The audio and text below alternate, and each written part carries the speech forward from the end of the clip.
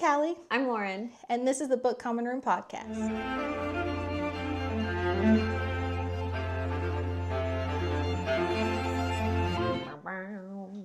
The camera feels so far away. It does feel so far away. It did look good, right? I think so. We're in a new place. So yes. There might be, there's kind of an echo in this room. Oh boy.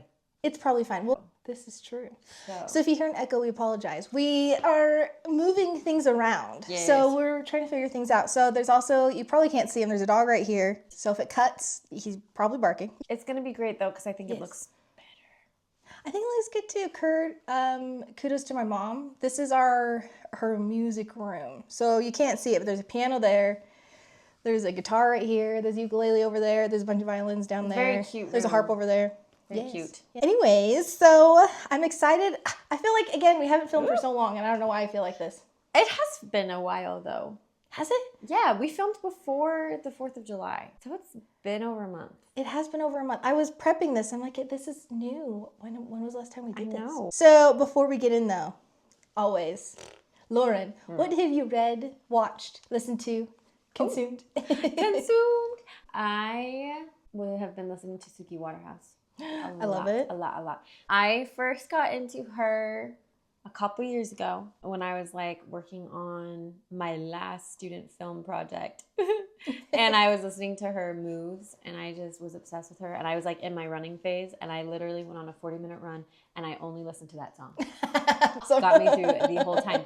And she just recently came to our town and I had tickets to go that I got months ago. But our poor baby was teething the day of her concert. And I was not going to leave my miserable baby at home because I knew I wasn't going to handle that well. Yeah. And he probably wouldn't have handled it well either. I did not go. But my sister went. And she said it was wonderful. And I was very sad. I know. It looked fun. It was at an outside amphitheater. Yeah, it was like their Twilight concert series that they have going on. They said it was really good. But I have heard, maybe I probably shouldn't share this criticism here, but Suki might agree. Her mic was not loud enough. Oh, no. So everybody came to listen to her, but people were just listening to other people singing her songs while she was singing and couldn't really hear her. That's sad. Unless you were like up front. And they were pretty close to the front. Yeah, that's definitely on the venue for not making her mic loud enough. Yeah. And she probably couldn't even really tell because she's got the in-ear thing. Yeah. So her feedback was probably fine. Yeah, yeah. And so that was one thing that they had said. And they also just said, like, because it's a younger audience, they don't really have good concert etiquette. Yeah, that's also part of it. My sister was just like, yeah, people were just really rude and just would like shove through and like take your spot. It was super hot because it's summertime.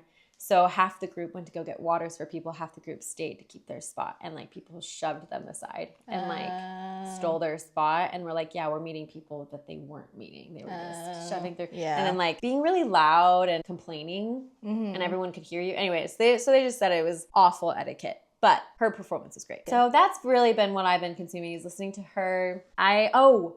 This is fun. I went to the Midway folklore shop. Oh, yeah. When I was up there, which we're going to tour at some point. Yeah. But I went there. So cute. And I got a book from there. What'd you get? Based off of their employee recommendations. Oh. Have you heard of the beheading game? No, I'm going to Google it. Okay, so the beheading game is... Sounds intense. It really isn't. It's like historical fiction. And the whole premise of the book, it's like hours after I don't know how to say her last name very well, Anne Boleyn's beheading. And she was King Henry VIII's second wife. Yes, like the wife that caused a whole bunch of issues because he left the Catholic Church so he could marry her, kind of a deal. Looks good. And so it was very interesting. And so it's like her sewing her head back together, and then like it's really interesting. And so I've been reading that lately. I really like it. Grayson is not a historical fiction fan, but I am. That surprises me. Yeah, he's by the book. Like he likes. He doesn't like when movies are just completely historically inaccurate. Oh, like when right. they do that, it really bothers him. And so he's not a fan of like the fiction or like the retellings. He just wants the actual history. I That's see. him. I, on the other hand, love to fantasize. As long as there's about a good story. Shoulda, woulda, coulda. Yeah. things. So, anyways, it's really good so far. I've been reading that. Disgraced, And I beheaded. Yeah. out for It's really revenge. interesting. It's like interesting to see what the time period was like for women, what it was like for her. And also, you don't really like her either. Like, yeah, something awful happened to her. He beheads her and beheads all the potential people she cheated on him with. Yeah. And one of them was her brother. Oh. And it's like awful things happen to her, but also she's not the greatest person either. Yeah. So it's really interesting. So that's what I've been consuming. Susan Waterhouse, reading that.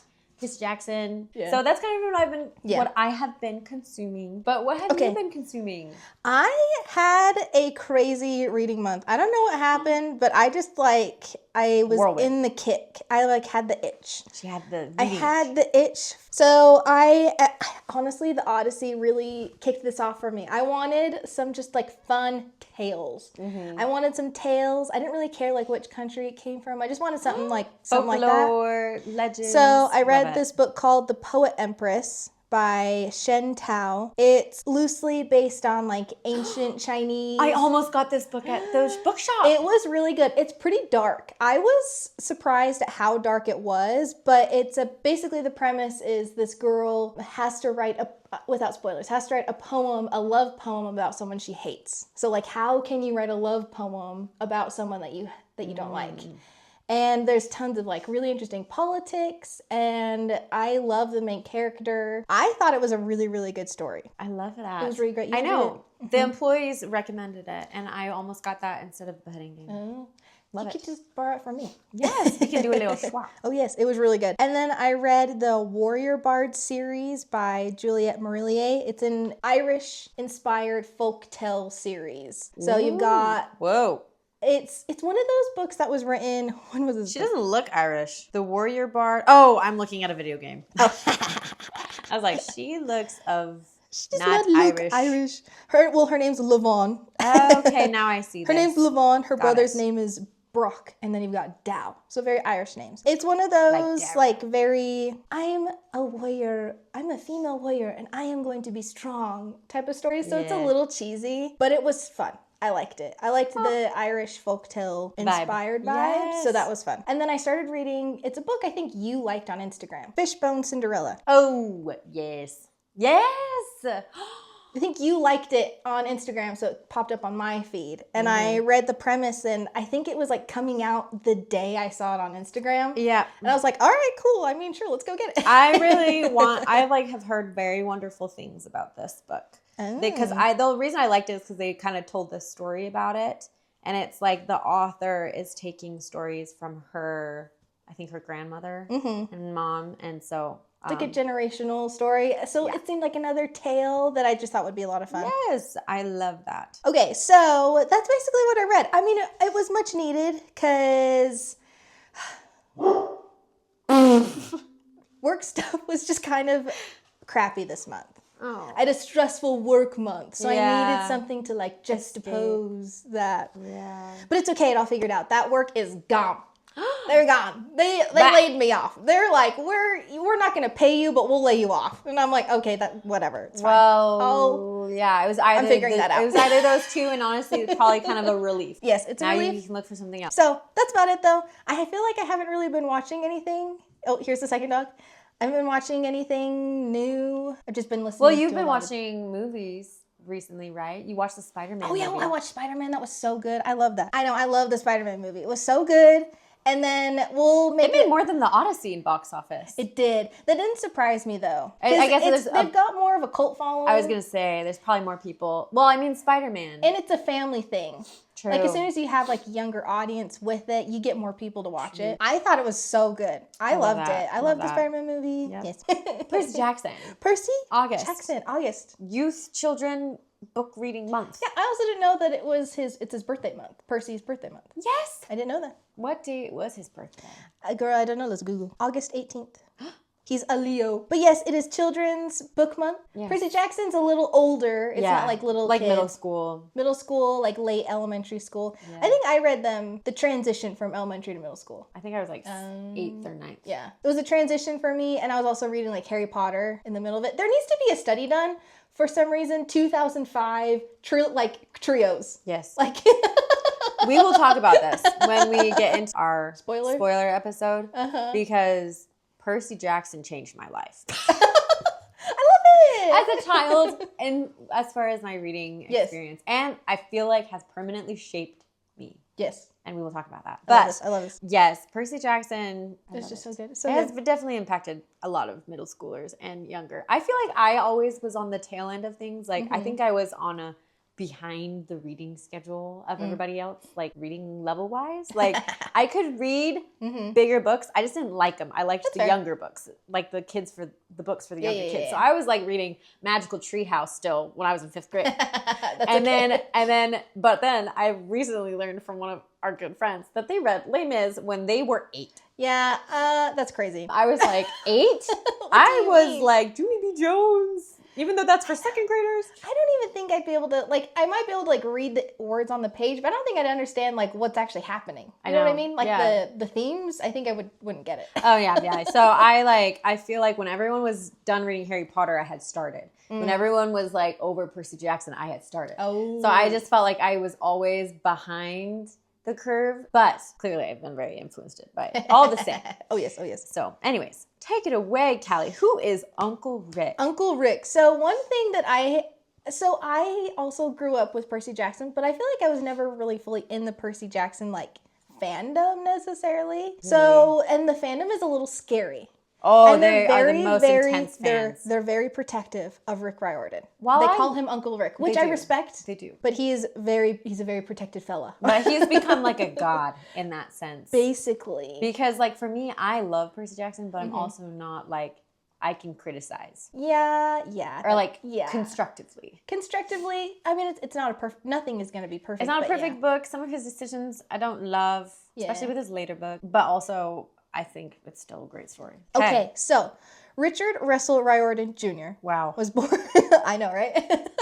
was born and raised in San Antonio, Texas. After high school, he originally wanted to be a guitarist, and he studied music at University of Texas, and he was part of a folk rock band in college. But I thought that was hilarious. Yes. I kind of want to see if I can find like a picture or something of him or like in that era. Music. Yeah, that'd be awesome. However, he ended up changing his major to study English and history, and then afterwards he got his teaching license so he could teach to middle schoolers. Yes. So for 15 years, he taught social studies and English at middle school. Yes. I found this fun little side note that he had worked as a music director at Camp Capers, which was a summer camp while he was in college.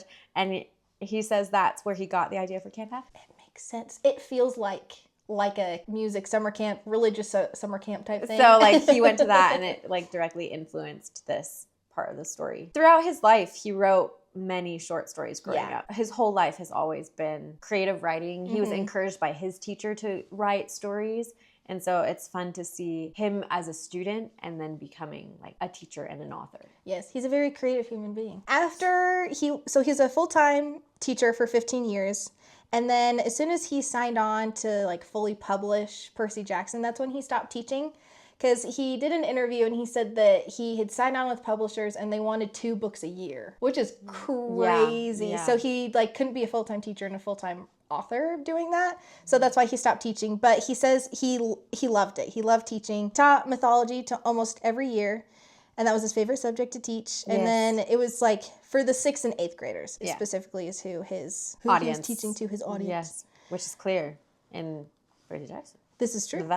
This is jumping forward, but just to kind of like finish off his like education career. So in 2021, he got his master's degree in Gaelic literature from University of College Cork. No idea what that is, but I believe that is in Ireland. Is it? Oh, look at him. But I think that's pretty cool in Gaelic literature. It makes sense for his books. Yes. I liked this bit too because he was studying another mythology And he said his Irish ancestry comes from Cork, and that studying Irish mythology was partly a way for him to connect with his heritage. Oh, that's so cool. Yeah. Look at him, look at him. I know. To go back to like his life just a little bit. So in 1985, he married his wife Becky, and they shared the same birthday, June 5th, and they got married on their birthday.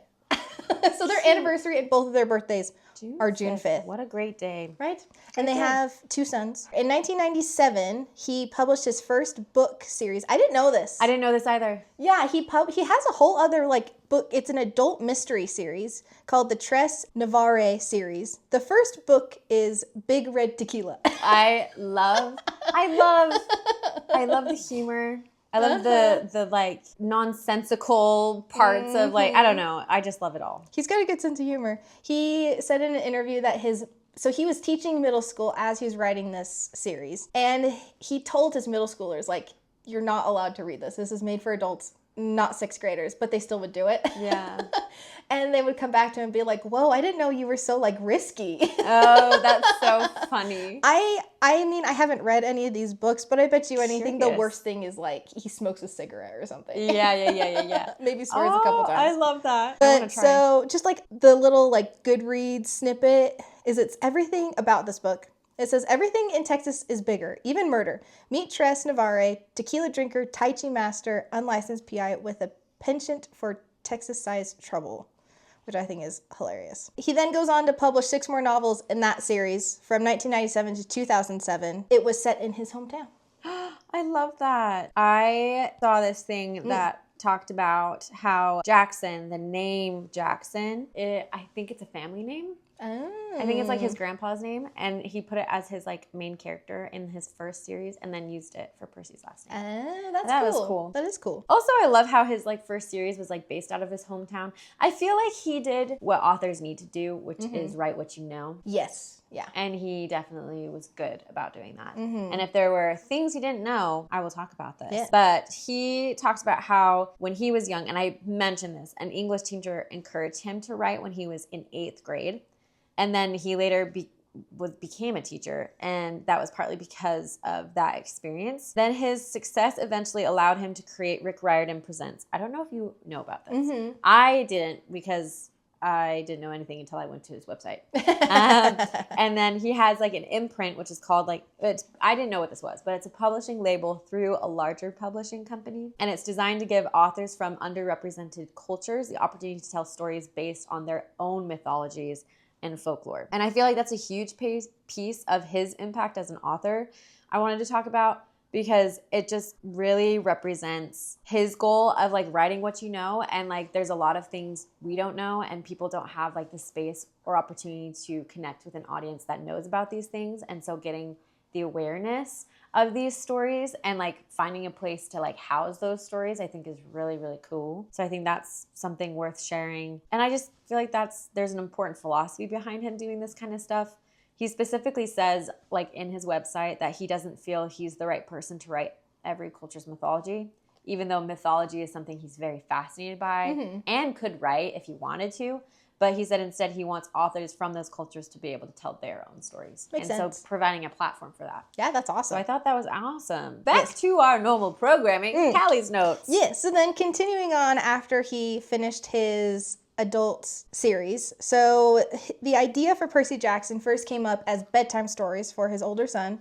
Like who, Tolkien. I know, who was, at the time had been like seeing doctors and specialists to try to see if he has ADHD and dyslexia, which he does have. Every night he would just tell his son like different Greek mythology stories, and then one day he just ran out. And so his son was like, can you make up Just one? makes them up, yeah.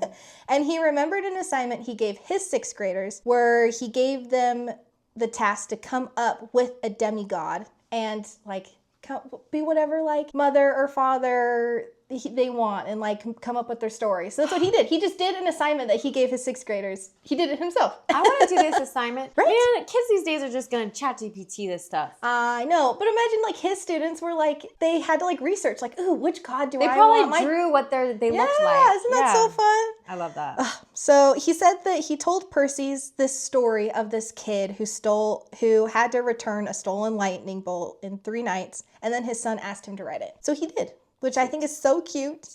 It's also said that Percy's friends are all are ways that he wanted his personal students to see themselves in stories. Yeah. So like any of them that have like learning disabilities, he wanted them to like have a space to be like, oh no, this can be a superpower. Which I think is so cute. Yes, because like it's like kind of telling you, because like when you have a learning disability or a challenge, I don't have like learning disabilities. I'm just slow. That's just me. No, I am. Everyone's always like, no, and I'm like, well, yes. But I'm only saying this because you feel dumb and you feel kind of broken in a system that doesn't really work for you, so you just don't fit in. And so I just really like how Percy Jackson kind of rephrased it. It was like, no, like you're just not in the environment that understands what you're doing. And so it's more of just like, it's not you, it's the environment. And I loved this because it was like, oh, like they literally have superpowers. Like that is. They do. I love how Percy, when he first fights, he thinks about his ADHD. He's like, oh yeah, because I have ADHD, I noticed all of these things. Yes. And like that's helping me in this specific fight. So I think it's very cool. The other thing that I think is crazy is since he published Percy Jackson Lightning Thief of 2005, he just hasn't stopped writing. Yeah. So he's got the Camp Half-Blood Chronicles. I did not know that this is what they were called. Yes. So you've got Percy Jackson and the Olympians, the Kane Chronicles, Heroes of Olympus, Magnus Chase, Trials of Apollo, Daughter of the Deep, and The Sun and the Star. Which The Sun and the Star I did not know about. I think that's his newest one, and it's just a single book. Oh. But it's about Nico and someone else. I don't know who this other kid is. Is his name Will? Is it that they Yes. Whoop, that was a spoiler. I think so. I don't know actually. I've only read Percy Jackson, Kane Chronicles, and Heroes of Olympus. I haven't gone past that. I think Will was the one that was in the Hermes house, and he was also very nice. Oh yeah. Anyways, I don't know if it's him, but okay, I don't know either. cool. But yes. And then so he's got those stories and then other short stories. He's also co-authored a series too. Oh. So since 1997, he's published over 35 books, which is crazy. That's crazy. That's my entire lifetime right there. Literally. Like, not that I was born in 97, but since I was born. Yes. Yeah. That's crazy. Publishers Weekly has dubbed him the storyteller of the gods, which I thought was really funny. That probably makes him so happy. Additionally, Percy Jackson has been adapted into 2 movies and currently has a TV show with Disney, and they're out for their 2nd season. And I feel like we have to talk about the movie for just a second. I watched it for this episode. Yes. Horrible adaptation. Yes. That still stands. But oh my gosh, so freaking funny. Oh yeah. I was laughing the whole time. This episode should just be like the theme song in the background is just Poker Face. When they're at the Lotus Hotel. Yes. It's such a vibe. Yeah. Okay. So I remember, I don't even know if it was me that like pushed for this, but my exposure to Percy Jackson was the Logan movie, which I didn't think was a problem because I obviously had not read the books. Yeah. And I remember we were going on a very long road trip as a family and we all got to pick a movie. I saw it and I was like, ooh, I've heard things about this. Let's watch it. Loved it. Me and my siblings loved it. I think we got the second movie too, and then we watched the second one. And even though we didn't read the books, we were like, "This sucks." Yeah, the second movie. Really the second movie is just a bad movie. Like way bad. Yeah. The first one is totally a vibe though. Yeah. And I just like after that, I was like, I love Logan Lerman. That's awesome. He is Percy. Anyways, and then definitely influenced how I visualize the characters though. Oh, 100%. My Annabeth has been shaped to how I see her in the books, but Percy still looks like Logan Lerman, and Grover still looks like, I unfortunately forgot the actor's name. Hey, what is his name?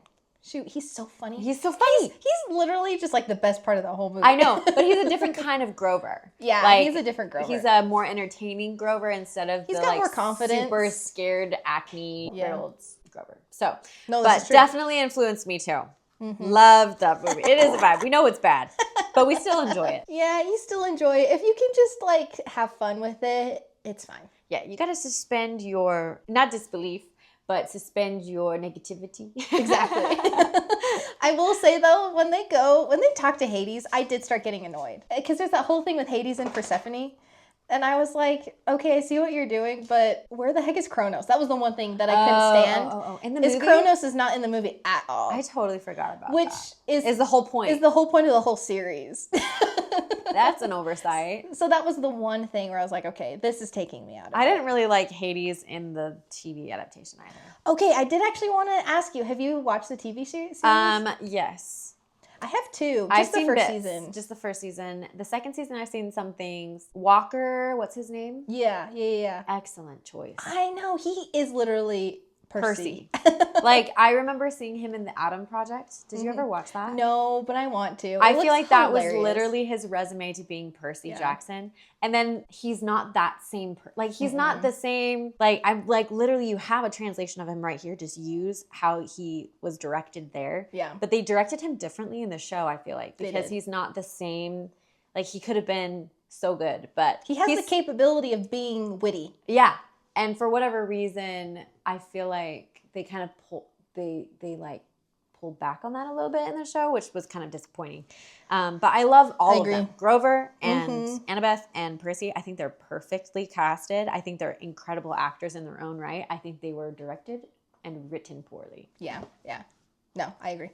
I think we're going to get a lot of hate for that, though. I agree. No, I don't know, though, because I feel like there's some parts that are great, but it's like too exposition heavy. Literally, the entire series is them sitting and talking about what's going to happen. And then cutting out. And then cutting out what's, like, the cool stuff. And then what they actually show, it's like, oh, well, you just said that was going to happen, so. Everything that was cool that Percy does is a black cutout. Yeah. And then him waking up and being like, what happened? Or like, okay, now let me tell you what happened. Yeah. It's like, no. I'm like, we're watching this for not the book. We're watching this for a film adaptation. And it makes me sad because Rick Riordan worked on it. And I'm worried how that's going down in the creative room. Like, is he just like happy that they're making a show? Or is he actually to be like, does he feel, I don't know. I don't know either. What's happening? I also feel like it wasn't edited very well either. Oh, no. I think it was very poorly edited. There's a lot of things about it that I didn't like. Yeah. I feel the same way. I feel like I love more Percy Jackson content. So I'll eat it up. But at the same time, I'm just like, it could have been so much better. Yeah, I agree. They did weird stuff with Luke, too. Yeah, Luke wasn't as cool. Hades wasn't as cool. Oh, Hades was a joke. I literally started laughing when he appeared on screen. I was like, this is the guy that Percy like later relates to like Hitler. Yeah. Oh yeah. Like you're supposed to be terrified of him. Yeah, he's like, the first god in that book that you're like, whoa. Yeah, literally. This is what like a god is. Yes. And in the show, like that's what me and Grayson talked about is like the gods in the books were a big deal. Like, yeah, like they were temperamental, but that was the whole point. Yeah. But at the same time, you were scared of Ares. You were scared of Hades. Zeus was like, you never talked back to him and Percy would. Yeah. And so that was a big deal. Well, like you didn't feel that. Yeah, you didn't. And like, it also cuts out the whole like, Percy is such a hothead. I watched a video and I really like this. He compared Percy Jackson, so you know, in Harry Potter. Yes. When Voldemort has just come back, he has just risen from the dead. Yeah. And Harry's terrified, hiding behind a gravestone. Yes. Cedric Diggory's dead. Oh, that part in the movie is so good. Like you watch his face and he just, I'm getting chills thinking about it, but he gets so angry. He stands up and he's like, you know what? We're going to fight. Oh, I literally, if you watch this video, you're going to see me trying to imitate his acting. Because it's literally like him scared, breathing, and then he does this thing with his lips. And then like, and he's like, all right, I'm going to fight this guy. And he's like, I want to see the white light in your eyes. Or, dang it, I butchered that. It was like, I want to see the light leave your eyes. Or something like that. Voldemort is scary. He is scary. But like so imagine that. But Percy Jackson is 10 times more than that. Like Ares is supposed to be like way more intimidating than Voldemort is. Absolutely. And Percy Jackson would take Harry on in a fight. I'm just saying. Percy's like OP. Oh, Percy is very, but that's why we love him. Exactly. So like, and he's younger. He's 12. So yeah, like, imagine like that scene, but like 10 times more extreme. And that's supposed to be what Percy is. I don't know. I'm not going to lie. I feel like in a fight between Poseidon and Zeus, I really do feel like Poseidon would win. Yeah, well, he's got like, yes, I agree. He's got a lot of things that is like my little 2 cents on that. But yes. Sorry, the little side bit and like the adaptations. Yeah, sorry. About that. Yeah. We needed to talk about that. But I agree. I agree about the show and like the effects that we wanted. Like I wanted more about the gods. Like, yeah, I think they did his dad pretty well. Yeah, I liked the flashbacks. Yeah, I felt like Poseidon and his relationship with his mom. I really liked that, how they fleshed that out, and also like the mystery behind his dad. I really liked that. And they kind of gave the actor that plays Poseidon attributes that Walker has because they kind of look similar too. This is true. So that was pretty good. But yeah. Well, moving out of the adaptations. Yes. Because we could talk about that for forever. Oh, yeah. It's fun to talk about. I'm really curious fun. what your guys' thoughts are. If we have some diehard Percy Jackson fans or Percy Jackson fans that can take it. I know. I have a friend, Kelsey. She loves the TV series. Oh. And I feel really bad because I started talking about how dumb it was. And then she was like, I love it. And I'm like, oh no, I am a horrible person. No, you're not horrible. I think we all I don't know. I'm the type of viewer that when I watch it for the first time, I'm always like, wow, that was amazing. And then I go back, like, for example, the Star Wars new series, the whole Force Awakens. Yep. Loved it. I like cried. Callie was there. I cried when I saw the trailer. I was like, Star Wars, so nostalgic. And then I watched it and I was like, this is wonderful. And then you rewatch it and you're like, this is trash. This is not great storytelling. And then the same thing happened with Stranger Things season 5. Yeah. Where I was like, oh, I love Stranger Things. This is so wonderful. I cried. And then I rewatched it. I'm like, this is so bad. Yeah. Like, this is dumb. So I feel like I always have like those rose tinted lenses when I go into something that I love for the first time and you have the novelty of it. And then you kind of look back. Yeah. And Yeah. you can, and I think that's a skill to be able to like criticize things that you love. That's how we feel. No, I feel that. So curious what your guys' thoughts are. Let us know. We can take it. Yeah, we can take it. Yeah. It's okay. We get it. We're critics, so we can take it. Yeah. Okay, so then let's see here. Oh, this is cool. This is something that Lauren added that I didn't know. So Rick Riordan. Oh, you already said this. Rick Riordan presents his published authors working with mythologies and folklore, including South Asian, West African, Korean, Mayan, Chinese, and others, which I think is super cool. So it's because you've got Greek mythology, but that's just like one tiny little corner of the world. Yeah. And there's so much mythology Eastern out there. folklore and literature. Mm-hmm. Yeah. So I think that's really awesome. And then one thing that I thought was cool, and I think this is cool because I just watched the Odyssey. But when I was reading the Odyssey last month and then watching the movie, I was like, wow, this is Percy Jackson. Yes. Oh, we brought that up in the Odyssey We did. episodes. I'm like, oh, hey, it's Percy Jackson. So I did think this was cool. So each book heavily references like certain Greek tales. So the lightning thief is Perseus and Theseus, who I didn't know. I had to Google it. So I'm just going to say this just in case you guys don't know. So Perseus is the son of Zeus, used divine gifts to behead the Gorgon Medusa. Yes. I didn't know that was the full name. And rescue Andromeda? Well, Gorgon is what she is. Like, that's the monster she is. Oh, okay, that makes sense.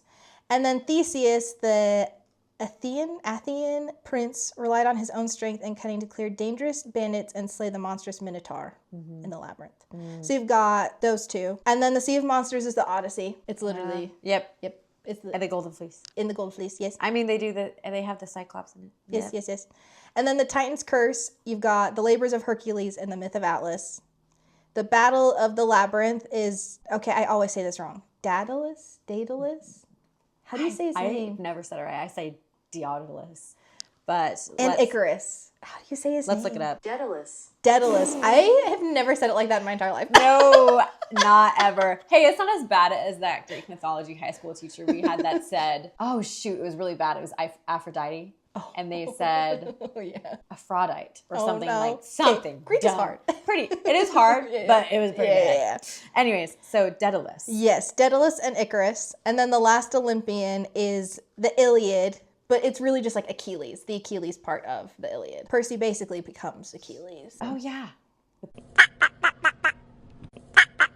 But that's spoilers. So maybe I'll just like mute your mouth. I can't help it. You can beep it. Beep, beep. Like it's a bad word. But I did think that was pretty cool because when I read the series for the first time, I didn't know any of the Greek mythology stories. So now like having studied some of it and going back to Percy Jackson, it's fun. Yeah. I like the take. Yeah.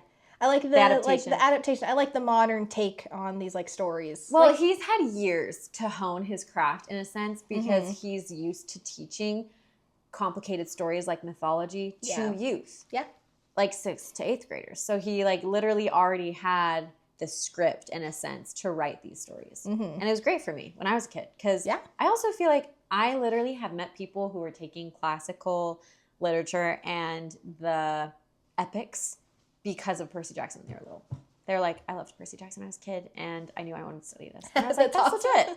Yeah, Percy Jackson literally has influenced so much. I also think that's why there's like such like, it's got a group of like such hardcore fans. Yeah. Anyways, that was really it for our non-spoiler. Yes. It's kind of just who Uncle Rick was. Mm-hmm. His He's still alive. Yeah, he's still alive. Very much, which is great because then we get more Percy Jackson stuff, which we love. Mm-hmm. I know. And he's another author that I'd like just listening to him talk. He seems like a very approachable guy. Yeah. Oh, the one thing on the TV show that I didn't say. Okay, my favorite part, we'll talk about the spoiler episode, but my favorite part of the Percy Jackson series is the humor. I love the humor so much in Percy Jackson. The book? The book. Yes. I was like in the show, I was like, I felt like the show didn't do it. The show didn't do it, and then... They like cut that out for some reason. Yeah, I don't know. I'm like, that's the heart, that's the whole point is that Percy is so unserious. Yeah, they're all just so funny. And I also feel like the later books, part of the reason why I didn't like it either is because it didn't have the same humor. Well, that's because we weren't in Percy's head. It changed perspectives. Yeah. So I loved, and Son of Neptune was like my favorite because you're in Percy's head. Mm-hmm. Oh my gosh, we gotta talk about this in the spoiler episode. Okay, in the spoiler episode, we really so we're only gonna read the first book for. I only reread the first book. I only thought of the first book after reading it a long time ago. That's okay. But we've read the whole series. Yes. So, like, for you guys, by the second episode, if you've only read the first one, that's fine. We'll mostly just talk about the first book. But if you want to do the whole thing, girl, go for it. Yeah. Or guy, sorry. Go for it. I say it girl to I say girl to Grayson all the time. I think girl. I called Grayson girl, and he looked at me like, what is happening? I say it to him sometimes, too. And he gets it, because it's like... It's just... It's the... I don't even know. It's the formality of it. It is. I don't know. Go for it, because the series is great. And if you want to read all of them, well, have fun. That's a lot. Oh, yeah. I haven't read... I tried reading his Red Pyramid one. Couldn't do it. See, I love the Red. That's what everyone says. The Kane Chronicles? I think the problem was I was so infatuated with the Percy Jackson series that because it was like Egyptian and like... I was like... It's not Percy Jackson. You should try it now, though. I know. It's fun. I should. That'd be fun. Okay. Thank you, guys. We will see you guys in our next episode. Bye. Bye.